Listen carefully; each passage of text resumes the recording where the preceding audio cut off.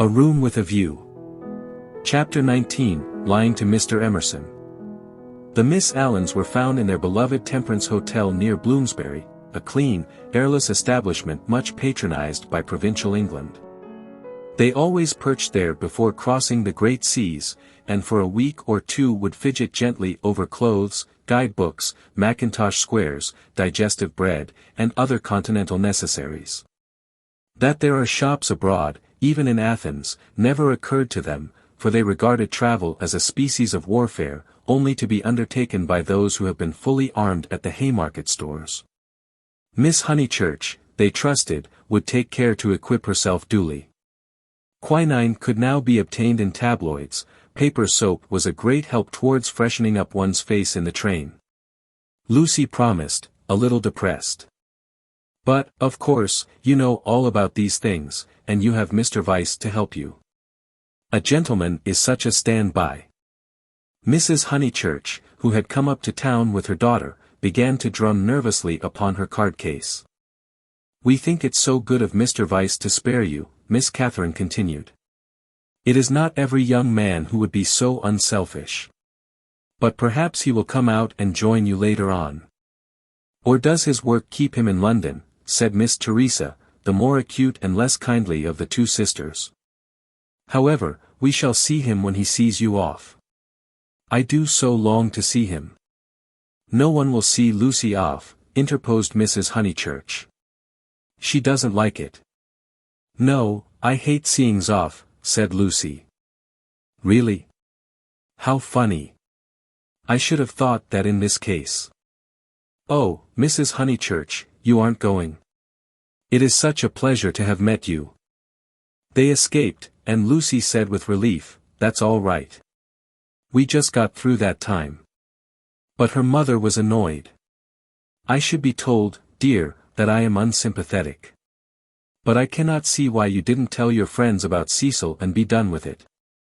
There all the time we had to sit fencing, and almost telling lies, and be seen through, too, I dare say, which is most unpleasant." Lucy had plenty to say in reply. She described the Miss Allens' character, they were such gossips, and if one told them, the news would be everywhere in no time. "But why shouldn't it be everywhere in no time?" "Because I settled with Cecil not to announce it until I left England." "I shall tell them then. It's much pleasanter. How wet it is. Let's turn in here." Here was the British Museum. Mrs. Honeychurch refused. If they must take shelter, let it be in a shop. Lucy felt contemptuous, for she was on the tack of caring for Greek sculpture, and had already borrowed a mythical dictionary from Mr. Beebe to get up the names of the goddesses and gods. "Oh, well, let it be shop, then. Let's go to Moody's. I'll buy a guidebook. You know, Lucy, you and Charlotte and Mr. Beebe all tell me I'm so stupid, so I suppose I am, but I shall never understand this whole Ann Corner work. You've got rid of Cecil, well and good, and I'm thankful he's gone, though I did feel angry for the minute. But why not announce it? Why this hushing up and tiptoeing? It's only for a few days. But why at all?" Lucy was silent. She was drifting away from her mother. "It was quite easy to say, because George Emerson has been bothering me, and if he hears I've given up Cecil may begin again, quite easy, and it had the incidental advantage of being true." But she could not say it. She disliked confidences, for they might lead to self-knowledge and to that king of terrors, light. Ever since that last evening at Florence she had deemed it unwise to reveal her soul. Mrs. Honeychurch, too, was silent. She was thinking, "My daughter won't answer me, she would rather be with those inquisitive old maids than with Freddie and me. Any rag, tag, and bobtail apparently does if she can leave her home." And as in her case thoughts never remained unspoken long, she burst out with, "You're tired of Windy Corner." This was perfectly true. Lucy had hoped to return to Windy Corner when she escaped from Cecil, but she discovered that her home existed no longer. It might exist for Freddie, who still lived and thought straight, but not for one who had deliberately warped the brain. She did not acknowledge that her brain was warped, for the brain itself must assist in that acknowledgement, and she was disordering the very instruments of life. She only felt, I do not love George, I broke off my engagement because I did not love George, I must go to Greece because I do not love George, it is more important that I should look up gods in the dictionary than that I should help my mother, everyone else is behaving very badly. She only felt irritable and petulant, and anxious to do what she was not expected to do, and in this spirit she proceeded with the conversation. Oh, mother, what rubbish you talk. Of course I'm not tired of Windy Corner. Then why not say so at once, instead of considering half an hour? She laughed faintly, half a minute would be nearer. Perhaps you would like to stay away from your home altogether. Hush, mother. People will hear you, for they had entered Moody's. She bought Baedeker, and then continued, of course I want to live at home, but as we are talking about it, I may as well say that I shall want to be away in the future more than I have been. You see, I come into my money next year. Tears came into her mother's eyes. Driven by nameless bewilderment, by what is in older people termed eccentricity, Lucy determined to make this point clear. I've seen the world so little, I felt so out of things in Italy. I have seen so little of life, one ought to come up to London more, not a cheap ticket like today, but to stop. I might even share a flat for a little with some other girl. And mess with typewriters and latch keys, exploded Mrs. Honeychurch. And agitate and scream, and be carried off kicking by the police. And call it a mission, when no one wants you. And call it duty, when it means that you can't stand your own home. And call it work, when thousands of men are starving with the competition as it is. And then to prepare yourself, find 2 doddering old ladies, and go abroad with them. I want more independence, said Lucy lamely. She knew that she wanted something, and independence is a useful cry, we can always say that we have not got it. She tried to remember her emotions in Florence, those had been sincere and passionate, and had suggested beauty rather than short skirts and latchkeys. But independence was certainly her cue. Very well. Take your independence and be gone. Rush up and down and round the world, and come back as thin as a lath with the bad food. Despise the house that your father built and the garden that he planted, and our dear view, and then share a flat with another girl. Lucy screwed up her mouth and said, perhaps I spoke hastily. Oh, goodness, her mother flashed. How you do remind me of Charlotte Bartlett. Charlotte, flashed Lucy in her turn, pierced at last by a vivid pain. More every moment. I don't know what you mean, mother, Charlotte and I are not the very least alike. Well, I see the likeness. The same eternal worrying, the same taking back of words. You and Charlotte trying to divide 2 apples among 3 people last night might be sisters. What rubbish. And if you dislike Charlotte so, it's rather a pity you asked her to stop. I warned you about her, I begged you, implored you not to, but of course it was not listened to. There you go. I beg your pardon. Charlotte again, my dear, that's all, her very words. Lucy clenched her teeth. My point is that you oughtn't to have asked Charlotte to stop. I wish you would keep to the point. And the conversation died off into a wrangle. She and her mother shopped in silence, spoke little in the train, little again in the carriage, which met them at Dorking station. It had poured all day, and as they ascended through the deep Surrey lanes showers of water fell from the overhanging beech trees and rattled on the hood. Lucy complained that the hood was stuffy. Leaning forward, she looked out into the steaming dusk, and watched the carriage lamp pass like a searchlight over mud and leaves, and reveal nothing beautiful. The crush when Charlotte gets in will be abominable, she remarked. For they were to pick up Miss Bartlett at Summer Street, where she had been dropped as the carriage went down, to pay a call on Mr. Beebe's old mother. We shall have to sit 3 aside, because the trees drop, and yet it isn't raining. Oh, for a little air. Then she listened to the horse's hoofs, he has not told, he has not told. That melody was blurred by the soft road. Can't we have the hood down, she demanded, and her mother, with sudden tenderness, said, very well, old lady, stop the horse. And the horse was stopped, and Lucy and Powell wrestled with the hood, and squirted water down Mrs. Honeychurch's neck. But now that the hood was down, she did see something that she would have missed. There were no lights in the windows of Sissy Villa, and round the garden gate she fancied she saw a padlock. "Is that house to let again, Powell?" she called. "Yes, miss," he replied. "Have they gone?" "It is too far out of town for the young gentleman, and his father's rheumatism has come on, so he can't stop on alone, so they are trying to let furnished," was the answer. "They have gone, then?" "Yes, miss, they have gone." Lucy sank back. The carriage stopped at the rectory. She got out to call for Miss Bartlett. So the Emersons had gone, and all this bother about Greece had been unnecessary. Waste. That word seemed to sum up the whole of life. Wasted plans, wasted money, wasted love, and she had wounded her mother. Was it possible that she had muddled things away? Quite possible. Other people had. When the maid opened the door, she was unable to speak, and stared stupidly into the hall. Miss Bartlett at once came forward, and after a long preamble asked a great favor: might she go to church? Mr. Beebe and his mother had already gone, but she had refused to start until she obtained her hostess's full sanction, for it would mean keeping the horse waiting a good 10 minutes more. "Certainly," said the hostess wearily. "I forgot it was Friday. Let's all go. Powell can go round to the stables. Lucy dearest. No church for me, thank you."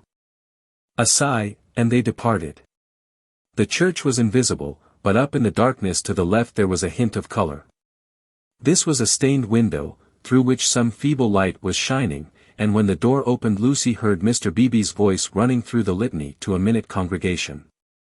Even their church, built upon the slope of the hill so artfully, with its beautiful raised transept and its spire of silvery shingle, even their church had lost its charm, and the thing one never talked about, religion, was fading like all the other things. She followed the maid into the rectory. Would she object to sitting in Mr. Beebe's study? There was only that one fire. She would not object. Someone was there already, for Lucy heard the words, "A lady to wait, sir." Old Mr. Emerson was sitting by the fire, with his foot upon a gout stool. "Oh, Miss Honeychurch, that you should come," he quavered, and Lucy saw an alteration in him since last Sunday. Not a word would come to her lips. George she had faced, and could have faced again, but she had forgotten how to treat his father. "Miss Honeychurch, dear, we are so sorry. George is so sorry. He thought he had a right to try. I cannot blame my boy, and yet I wish he had told me first. He ought not to have tried. I knew nothing about it at all. If only she could remember how to behave." He held up his hand. "But you must not scold him." Lucy turned her back, and began to look at Mr. Beebe's books. "I taught him," he quavered, "to trust in love. I said, when love comes, that is reality. I said, passion does not blind. No. Passion is sanity, and the woman you love, she is the only person you will ever really understand."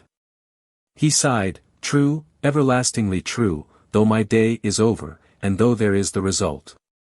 Poor boy. He is so sorry.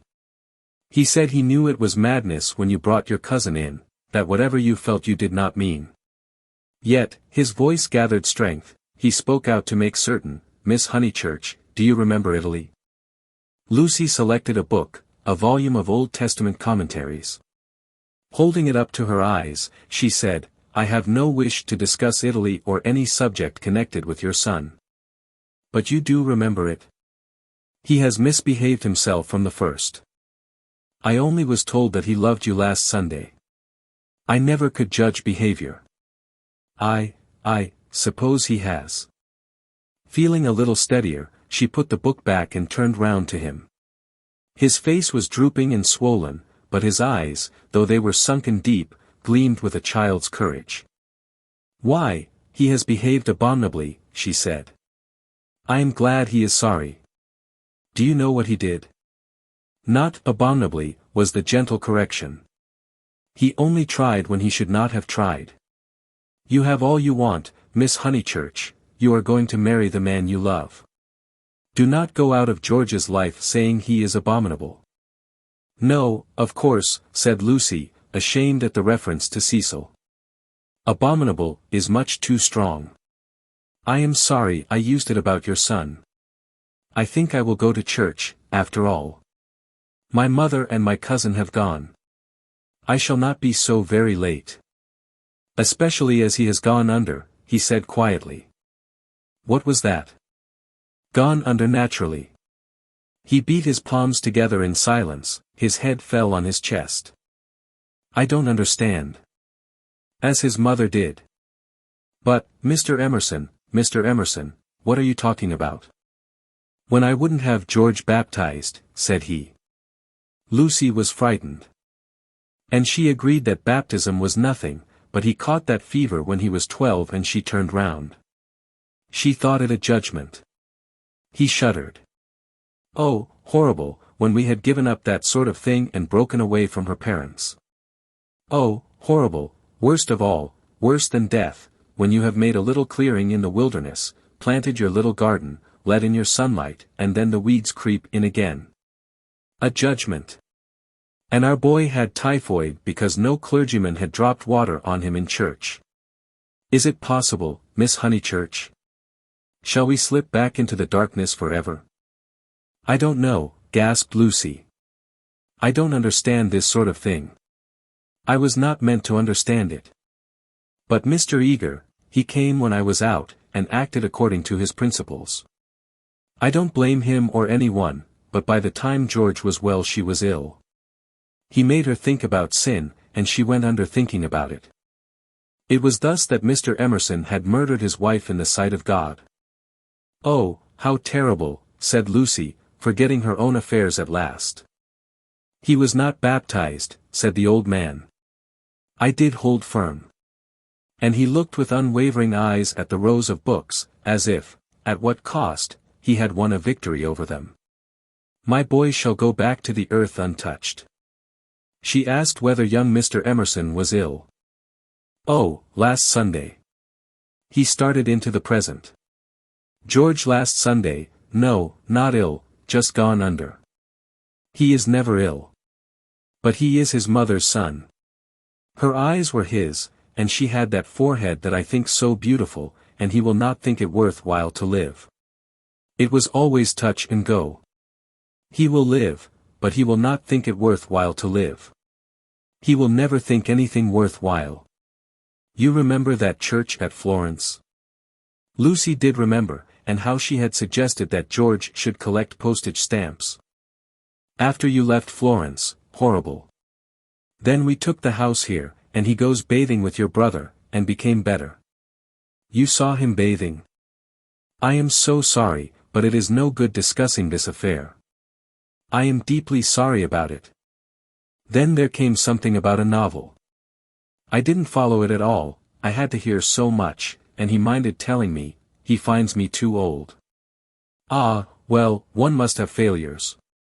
George comes down tomorrow, and takes me up to his London rooms. He can't bear to be about here, and I must be where he is. Mr. Emerson, cried the girl, don't leave at least, not on my account. I am going to Greece. Don't leave your comfortable house. It was the first time her voice had been kind and he smiled. How good everyone is. And look at Mr. Beebe housing me, came over this morning and heard I was going. Here I am so comfortable with a fire. Yes, but you won't go back to London. It's absurd. I must be with George, I must make him care to live, and down here he can't. He says the thought of seeing you and of hearing about you, I am not justifying him, I am only saying what has happened. Oh, Mr. Emerson, she took hold of his hand, you mustn't. I've been bother enough to the world by now. I can't have you moving out of your house when you like it, and perhaps losing money through it, all on my account. You must stop. I am just going to Greece. All the way to Greece. Her manner altered. To Greece? So you must stop. You won't talk about this business, I know. I can trust you both. Certainly you can. We either have you in our lives, or leave you to the life that you have chosen. I shouldn't want.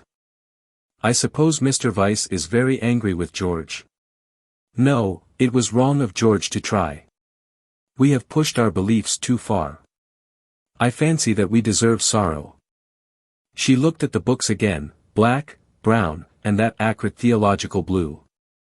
They surrounded the visitors on every side, they were piled on the tables, they pressed against the very ceiling. To Lucy, who could not see that Mr. Emerson was profoundly religious, and differed from Mr. Beebe chiefly by his acknowledgment of passion, it seemed dreadful that the old man should crawl into such a sanctum, when he was unhappy, and be dependent on the bounty of a clergyman. More certain than ever that she was tired, he offered her his chair. No, please sit still. I think I will sit in the carriage. Miss Honeychurch, you do sound tired. Not a bit, said Lucy, with trembling lips. But you are, and there's a look of George about you. And what were you saying about going abroad? She was silent. Greece, and she saw that he was thinking the word over, Greece, but you were to be married this year, I thought. Not till January, it wasn't, said Lucy, clasping her hands. Would she tell an actual lie when it came to the point? I suppose that Mr. Vyse is going with you. I hope, it isn't because George spoke that you are both going. No. I hope that you will enjoy Greece with Mr. Vyse. Thank you. At that moment Mr. Beebe came back from church. His cassock was covered with rain. That's all right, he said kindly. I counted on you two keeping each other company. It's pouring again. The entire congregation, which consists of your cousin, your mother, and my mother, stands waiting in the church, till the carriage fetches it. Did Powell go round? I think so, I'll see. No, of course, I'll see. How are the Miss Allens? Very well, thank you. Did you tell Mr. Emerson about Greece? I did. Don't you think it very plucky of her, Mr. Emerson, to undertake the two Miss Allens? Now, Miss Honeychurch, go back, keep warm. I think 3 is such a courageous number to go traveling. And he hurried off to the stables. He is not going, she said hoarsely. I made a slip. Mr. Vyse does stop behind in England. Somehow it was impossible to cheat this old man. To George, to Cecil, she would have lied again, but he seemed so near the end of things, so dignified in his approach to the gulf, of which he gave one account, and the books that surrounded him another, so mild to the rough paths that he had traversed, that the true chivalry, not the worn-out chivalry of sex, but the true chivalry that all the young may show to all the old, awoke in her, and, at whatever risk, she told him that Cecil was not her companion to Greece. And she spoke so seriously that the risk became a certainty, and he, lifting his eyes, said, You are leaving him? You are leaving the man you love? I had to. Why, Miss Honeychurch, why? Terror came over her, and she lied again. She made the long, convincing speech that she had made to Mr. Beebe, and intended to make to the world when she announced that her engagement was no more. He heard her in silence, and then said, My dear, I am worried about you. It seems to me, dreamily, she was not alarmed, that you are in a muddle. She shook her head. Take an old man's word, there's nothing worse than a muddle in all the world. It is easy to face death and fate, and the things that sound so dreadful. It is on my muddles that I look back with horror, on the things that I might have avoided. We can help one another but little. I used to think I could teach young people the whole of life, but I know better now, and all my teaching of George has come down to this, beware of muddle. Do you remember in that church, when you pretended to be annoyed with me and weren't? Do you remember before, when you refused the room with the view? Those were muddles, little, but ominous, and I am fearing that you are in one now. She was silent. Don't trust me, Miss Honeychurch. Though life is very glorious, it is difficult. She was still silent. Life, wrote a friend of mine, is a public performance on the violin, in which you must learn the instrument as you go along. I think he puts it well. Man has to pick up the use of his functions as he goes along, especially the function of love. Then he burst out excitedly, "That's it, that's what I mean. You love George." And after his long preamble, the three words burst against Lucy like waves from the open sea. "But you do," he went on, not waiting for contradiction. "You love the boy body and soul, plainly, directly, as he loves you, and no other word expresses it. You won't marry the other man for his sake." "How dare you?" gasped Lucy, with the roaring of waters in her ears. "Oh, how like a man, I mean, to suppose that a woman is always thinking about a man." "But you are." She summoned physical disgust. "You're shocked, but I mean to shock you. It's the only hope at times. I can reach you no other way. You must marry, or your life will be wasted. You have gone too far to retreat. I have no time for the tenderness, and the comradeship, and the poetry, and the things that really matter, and for which you marry. I know that, with George, you will find them, and that you love him. Then be his wife. He is already part of you. Though you fly to Greece, and never see him again, or forget his very name, George will work in your thoughts till you die. It isn't possible to love and to part. You will wish that it was. You can transmute love, ignore it, muddle it, but you can never pull it out of you. I know by experience that the poets are right, love is eternal." Lucy began to cry with anger, and though her anger passed away soon, her tears remained. "I only wish poets would say this, too, love is of the body, not the body, but of the body. Ah! The misery that would be saved if we confessed that. Ah! For a little directness to liberate the soul. Your soul, dear Lucy. I hate the word now, because of all the cant with which superstition has wrapped it round. But we have souls. I cannot say how they came nor whither they go, but we have them, and I see you ruining yours. I cannot bear it. It is again the darkness creeping in, it is hell." Then he checked himself. "What nonsense I have talked, how abstract and remote. And I have made you cry. Dear girl, forgive my prosiness, marry my boy. When I think what life is, and how seldom love is answered by love, marry him, it is one of the moments for which the world was made."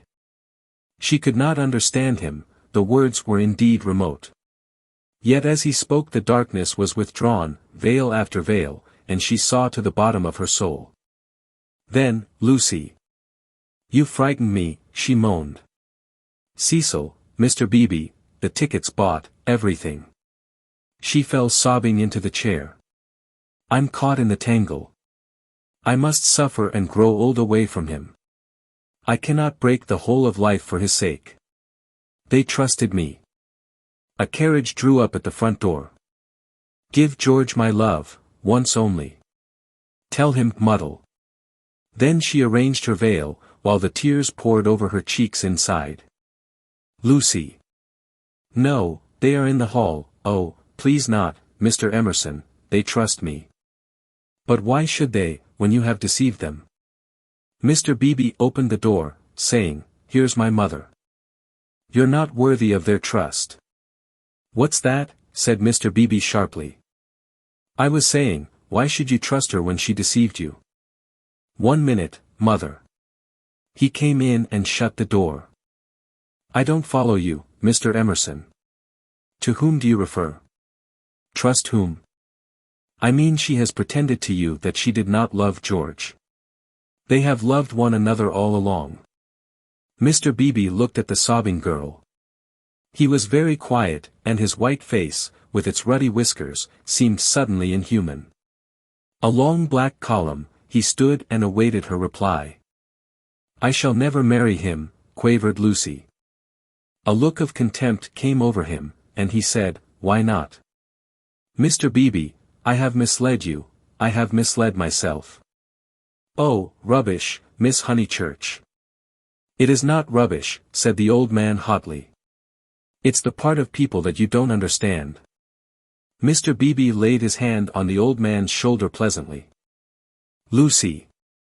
Lucy, called voices from the carriage. Mr. Beebe, could you help me? He looked amazed at the request, and said in a low, stern voice, I am more grieved than I can possibly express. It is lamentable, lamentable, incredible. What's wrong with the boy? Fired up the other again. Nothing, Mr. Emerson, except that he no longer interests me. Marry George, Miss Honeychurch. He will do admirably. He walked out and left them. They heard him guiding his mother upstairs. Lucy, the voices called. She turned to Mr. Emerson in despair. But his face revived her. It was the face of a saint who understood. Now it is all dark. Now beauty and passion seem never to have existed. I know. But remember the mountains over Florence and the view. Ah, dear, if I were George, and gave you one kiss, it would make you brave. You have to go cold into a battle that needs warmth, out into the muddle that you have made yourself, and your mother and all your friends will despise you, oh, my darling, and rightly, if it is ever right to despise. George still dark, all the tussle and the misery without a word from him. Am I justified? Into his own eyes tears came. Yes, for we fight for more than love or pleasure, there is truth. Truth counts, truth does count. You kiss me, said the girl. You kiss me. I will try. He gave her a sense of deities reconciled, a feeling that, in gaining the man she loved, she would gain something for the whole world. Throughout the squalor of her homeward drive, she spoke at once, his salutation remained. He had robbed the body of its taint, the world's taunts of their sting, he had shown her the holiness of direct desire. She never exactly understood, she would say in after years, how he managed to strengthen her. It was as if he had made her see the whole of everything at once.